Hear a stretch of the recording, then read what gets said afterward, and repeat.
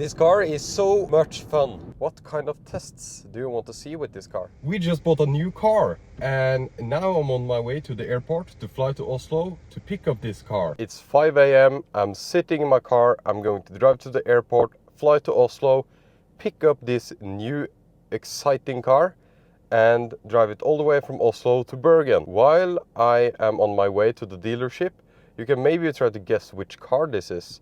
So the first hint is that it's kinda limited in supply.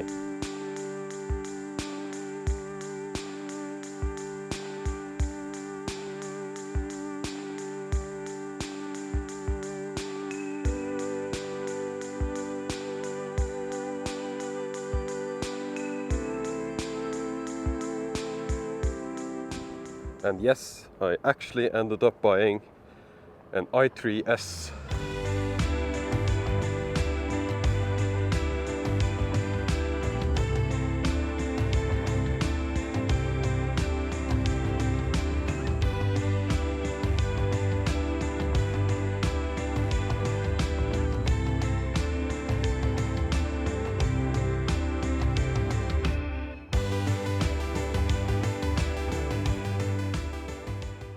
And we are charging at this version 4 supercharger stall, not charger, and getting the expected rate, of course. I just wanted to test DC fast charging before continuing on my trip to Bergen. With the largest battery available, 120 amp hours, 40 something kilowatt hours. So let's jump inside. So I actually ended up with an i3S, and this is such a fun car for the money, especially now that it has depreciated. So you get around 280 kilometers of range. That's not too terrible. Absolutely fine as a second car, but many people can have this as the main car as well. So just going through the specifications of this one, and I'll talk about the buying process and all the different trims and colors and etc. that I looked at when I decided on this one. So it has the brown interior. That's not my favorite, but that's what's really available in Norway with the i3S. Anyways, it's the most expensive interior with the leather everywhere. It feels nice, and we have a real wood here. It's oak. It feels nice. It feels better than the Tesla wood trim. Everything is very clean, nice. It has gone 75,000 kilometers, which is quite a bit, but it's a 2019 model, so it is to be expected. It has all the options except Apple CarPlay, so you need to purchase that, or you can also hack it in if you want. But I did purchase the Apple CarPlay stuff because I really wanted it. And I got a really good price on this car. It also has the Harman Kardon sound system, which was a requirement. It has the sunroof, which was not a requirement really, but I think it'll be nice in summer when you can open it and just cruise around in this super fun car. It has around 20 more horsepower than the base i3. So you get sport mode here. So Comfort, Eco Pro and Sport is the driving modes. Sport, I don't know the acceleration. It feels quick. It feels surprisingly quick, really. Also at high speed. This car is very light because the entire car is plastic, reinforced with carbon fiber. So you can see here. Super interesting design. Here it is, the BMW i3S. So it's a wide one. It has a wide body kit.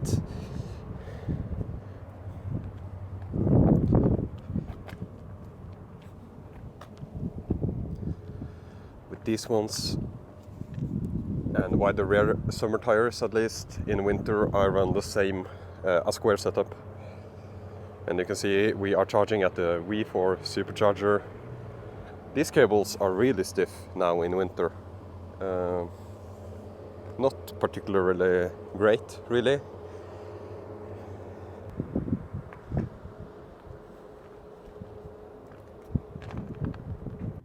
I think I'll just find the charging station manually.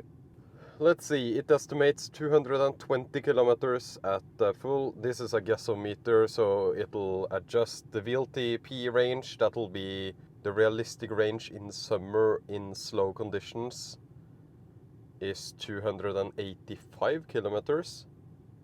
We are now going to travel in the cold over the mountains in the winter. So we will probably need to charge 2 or 3 times, I think. Now I'm just testing out this charger and DC fast charging with this car before going out over the mountain. I didn't really need to charge here. But what's nice about the version 4 superchargers is that I am able to not take up any more places than a Tesla would. I am in Tesla position now, so that's great, I guess. Okay, I think we will try to go to Gol. That's 183 kilometers. It estimates 219 kilometers now, so should be fine, I guess. We are supposed to drive slower than we did already, but the temperature is colder.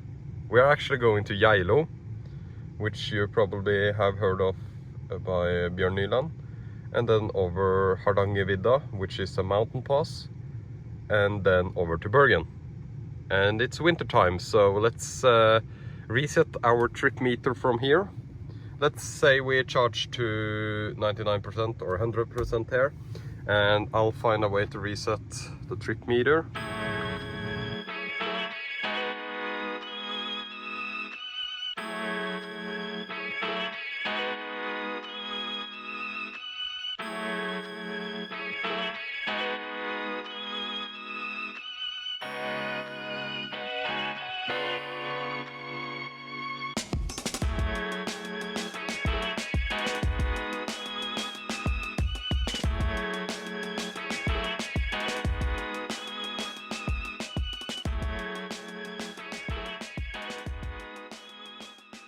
We are at Gol Supercharger. This has version 2 and version 3 stalls. We choose the version 2, of course, because we can only take 50 kilowatts. Even though someone wants to split power with us, we will get our maximum power. It's fine, so we are just simply charging up. Our efficiency here, I started the efficiency trip meter thing a little bit late, but around 166 watt-hour per kilometer with an average speed of 77 kilometers per hour. These are slow roads, but this is a pretty good average speed. We were able to get past some people and keep a steady speed all the way here, so I'm pretty satisfied with that.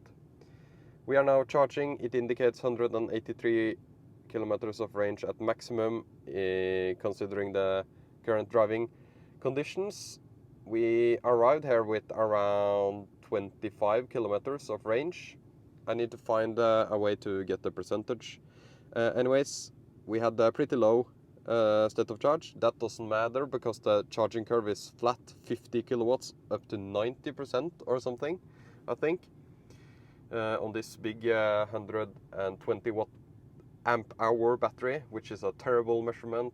I think it's around 40 kilowatt hours, if I remember correctly.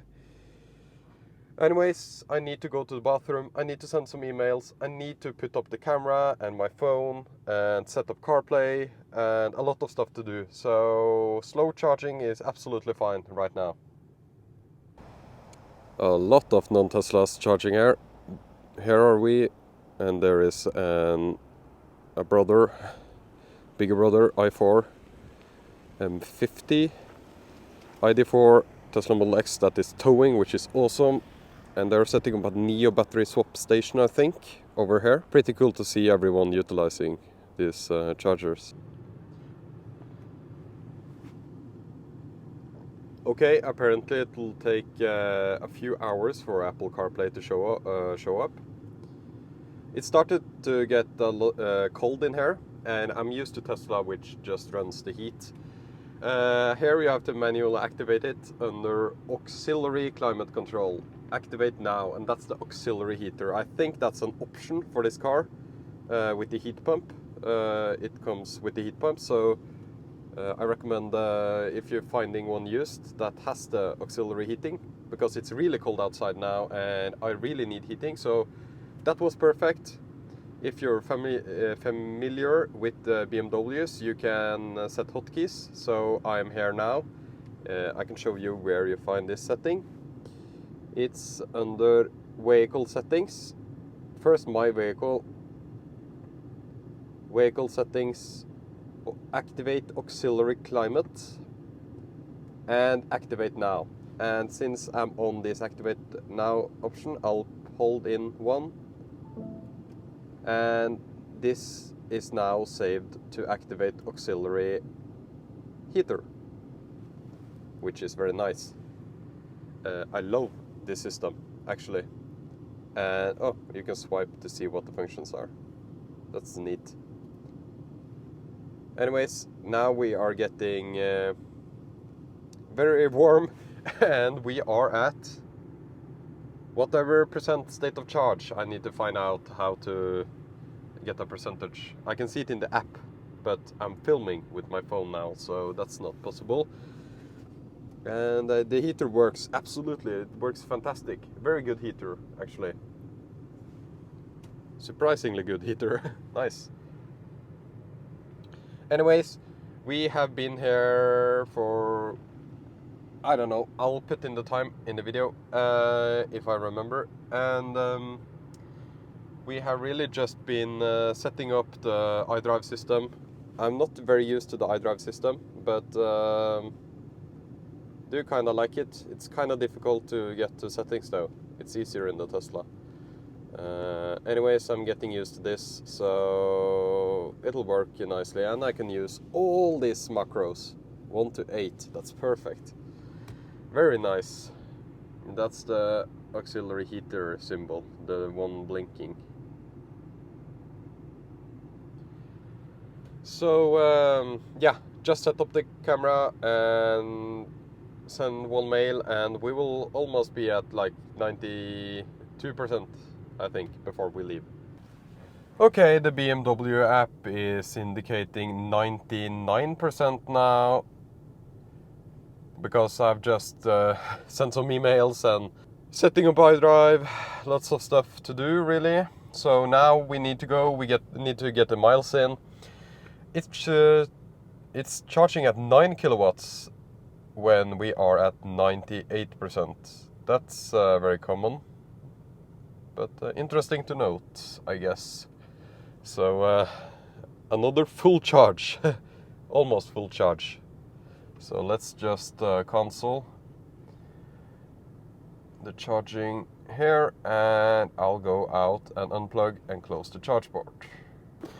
Actually, here it didn't give me a warning, I think, when it stopped charging. No, so it's a V4 supercharger thing.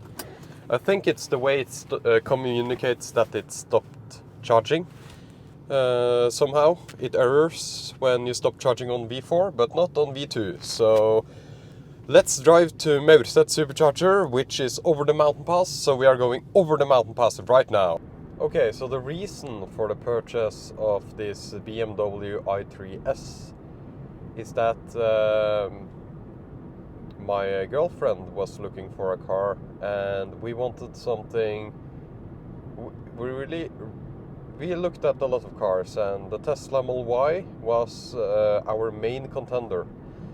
But then we realized that if we went for the Model Y, it will be the rear-wheel drive made in Berlin BYD pack one, because I really think that's one of the better options from Tesla right now, and it's the cheapest new Model Y available.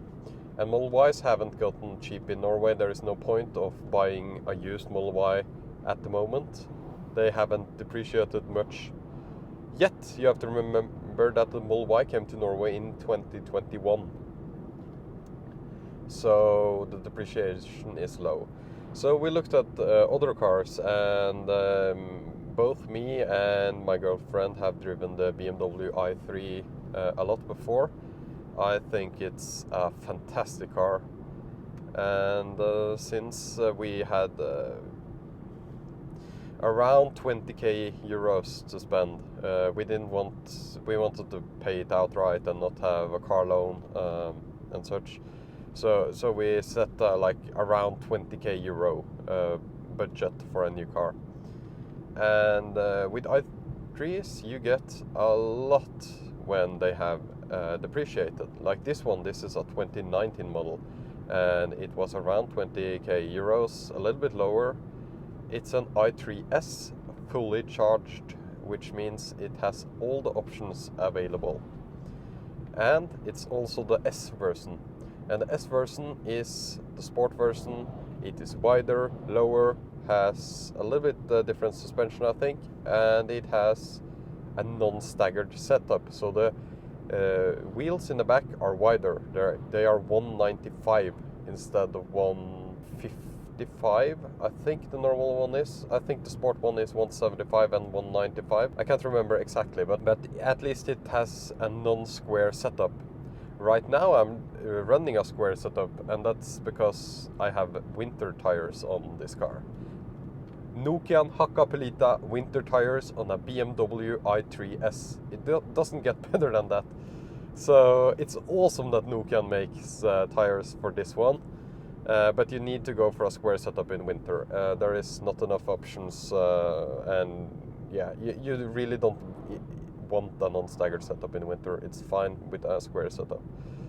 In the summer, you have to look for tires.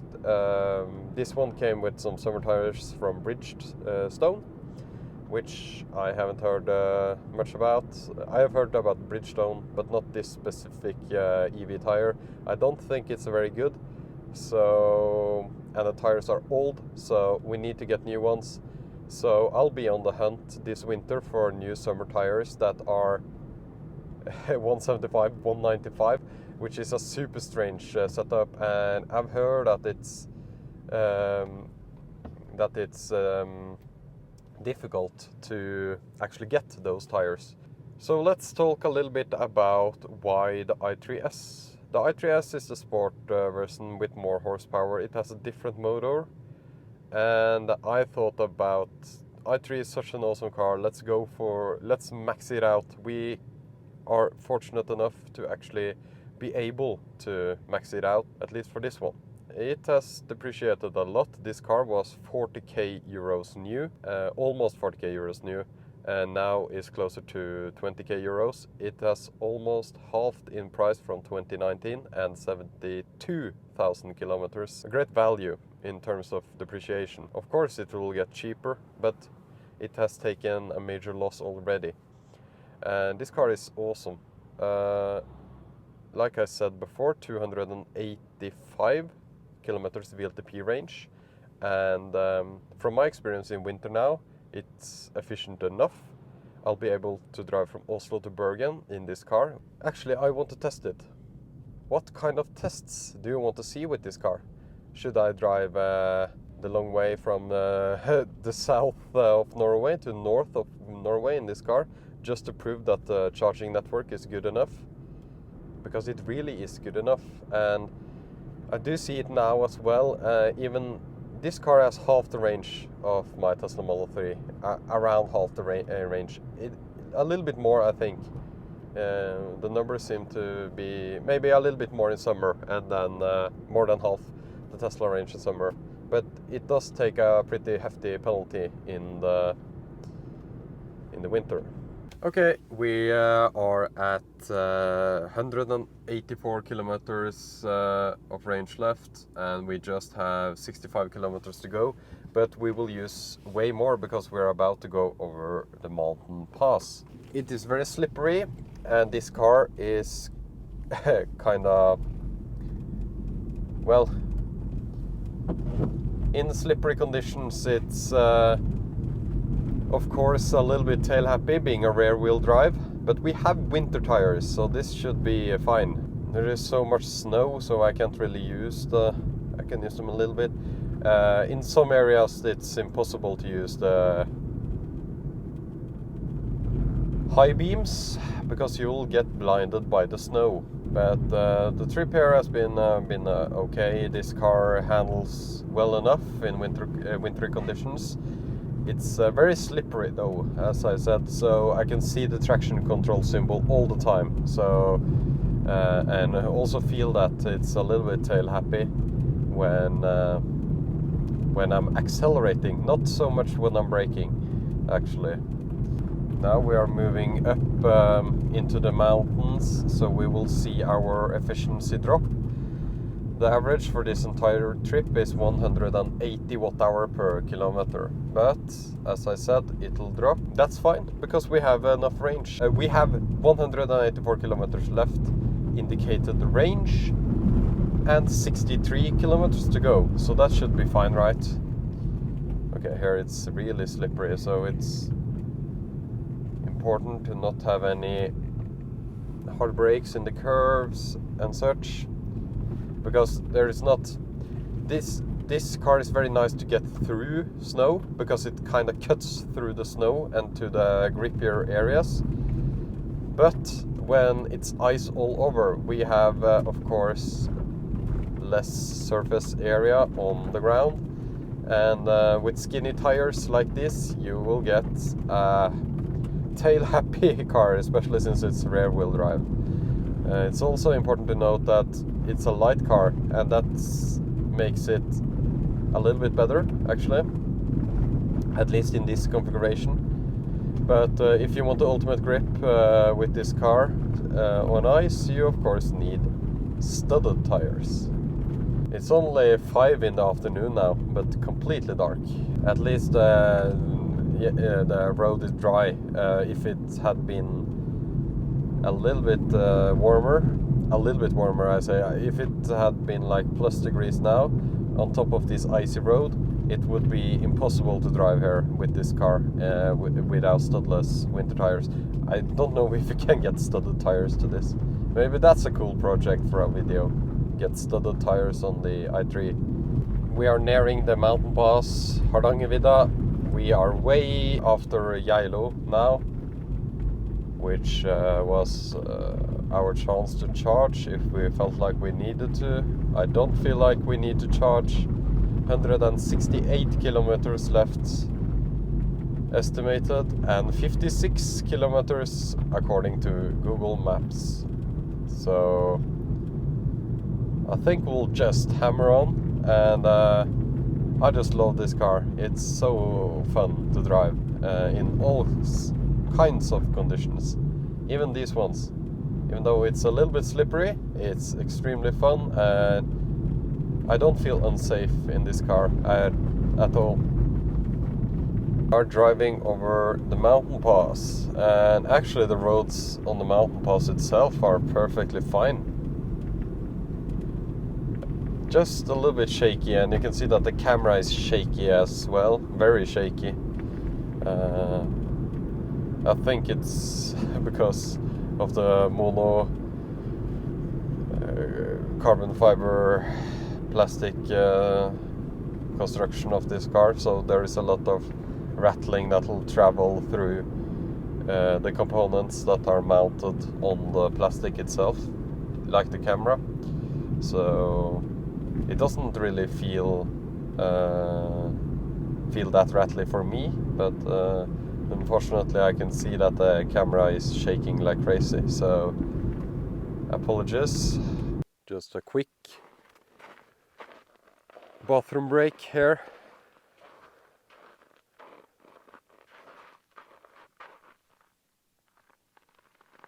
On top of the mountain there is no wind at all, which is very strange.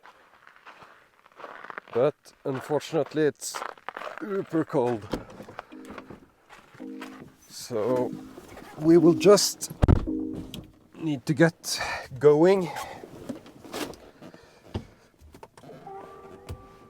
184 watt-hour per kilometer and average speed of just under 70 kilometers per hour. That's okay efficiency, and that's for the entire trip. 133 estimated, and we have 30 until we are at the charger, so we should have around 90, 100 kilometers of range once we get to the supercharger, which is right down from the mountain over here. And I will come with another update when I'm down there. This car is so much fun. It's incredibly fun.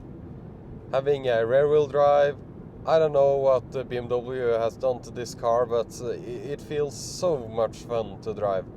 And I think that's important also when you're after a vehicle. And yeah, there's nothing like the BMW i3. It's a super unique vehicle, and now that BMW has discontinued it, I hope they will develop a new car that's similar, in the similar category, with a little bit more. This car wasn't really that much. It wasn't really that affordable, but it had a kind of like a medium price, and on paper the specifications suck right now, but in the real world they don't really suck, because you have a pretty efficient vehicle. So the battery, for example, it charges at maximum 50 kilowatts at the DC fast charger. That sounds really low, and it is kind of low, but if you get a lot of range out of the kilowatt hours added, then maybe it doesn't matter that much. You have to also think about efficiency when you are talking about charging speed, because in some cars you add a lot of range, and in some cars you don't add any range at all, even though the charging speed might be the same. It's all down to efficiency. So this car is very efficient, so you get a lot out of the charging, and the charging curve is of course flat, which means that you don't really need to think about arriving at the charger with 1%, etc., like I do with my Tesla. It's just simply arrive whenever you feel like it. So it gives kind of like peace of mind that this is the ultimate charge when you can and not when you have to vehicle. Just always be charging with this vehicle, because the charging curve is flat.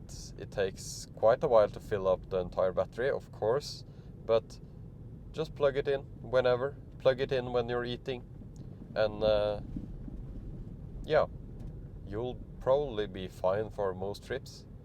Of course, at very high speed highway driving, the efficiency kinda disappears because of the boxy shape of the vehicle. It isn't really that aerodynamic, but on roads like these in Norway, it performs perfect. I'm really impressed, actually. We might only need to charge once more, and since the first charging stop just was to test DC fast charging with this vehicle, it wasn't really needed. We might actually get away with 2 charging stops from Oslo to Bergen with this BMW i3 in minus 10 degrees. For a BMW, blue means charging. So V3 also works. So we have tried V2, V3 and V4 superchargers, or cabinets at least, for V4. And it's working. It's our 3rd charging stop, but really it's the 2nd, because the first one was just a test charging stop. It's so cold there. Oh my god.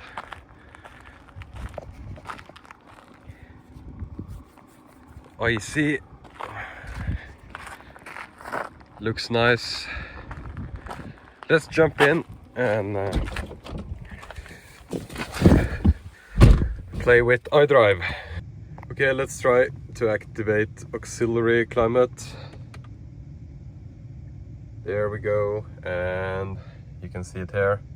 It will activate climate for us while we are charging here. So I think we'll stay here for like, I don't know, I have no concept of time, but let's say 20 minutes or something. I want to play with iDrive. There's so many settings that you don't have on the Tesla. I have systematically gone through all the settings, so I'll just continue playing with iDrive. I set some red ambient lighting here, which looks nice. Our average efficiency for the entire trip today is 179 watt-hour per kilometer. That's pretty high, but also to be expected when now it's -5. Just a quick update, we have charged up to 75% very soon. We are just going to unplug and go. We are on the mountain and we are going down, so we will regen. So there's absolutely no point charging more than this, because we will regen a little bit on the way down. I'm going to use the car tonight, so it needs some charge when we arrive.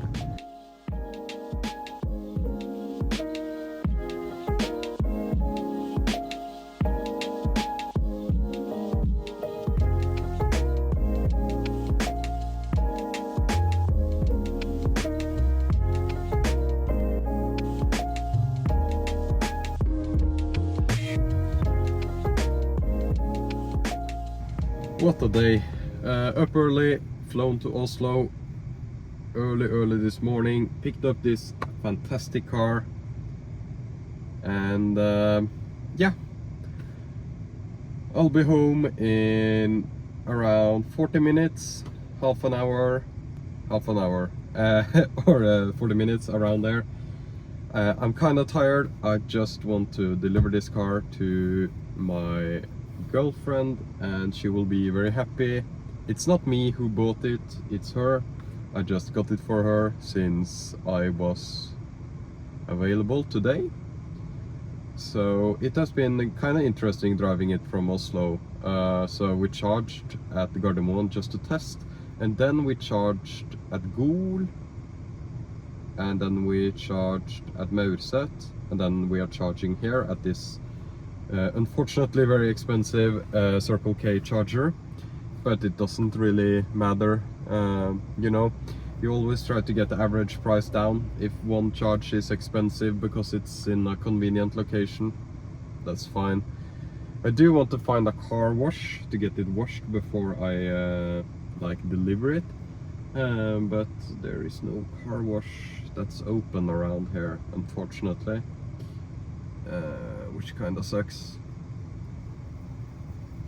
So I guess I'll just deliver a dirty car, but I'll at least throw out my trash. Please let me know, what should I test with this car? I have this car for, yeah, the foreseeable future. What should I do with it? I want to take it on some proper trips and have Pekko, my dog, in here and just go wherever. I do love to drive this car. It's so much fun to drive. It's such a quirky car. It's such a cool design on everything, not necessarily in terms of looks. I think it looks kind of cool as well, especially with the sport styling, but in terms of materials on the entire chassis, it feels, nothing comes close to it that I've driven, and that's really cool. So yeah, I'm so happy with this car so far. There are no issues that I can see. There are some of course limitations, but it has quite a bit of range actually. It felt like it never went down. Now I'm just charging to not arrive empty. In normal scenarios you could arrive empty no problem, because I'm charging at home, but I need the car tonight, so that's why I'm charged here.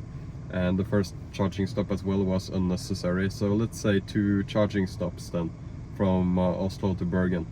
That's awesome. That's pretty great for a 20k euro car,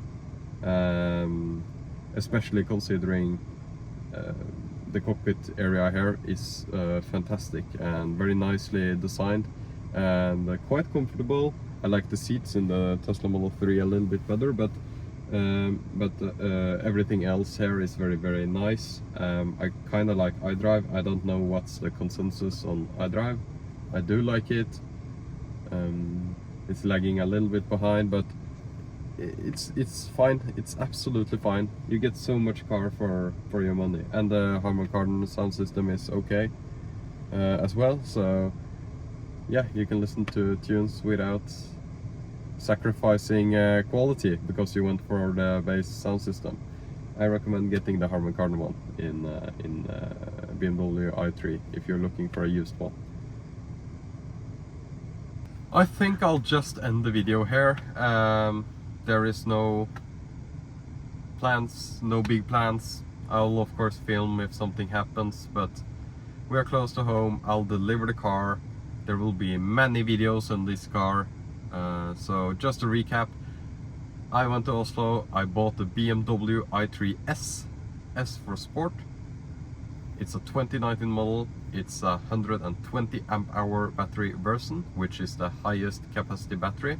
It does not have a range extender. That hasn't been available in Norway since 2017, I think. I think the version without the range extender is the way to go for almost all people, especially now that you have the large battery available. And yeah, thank you so much for watching. Leave a comment. What should I do with this car? What should I test? I'll test it.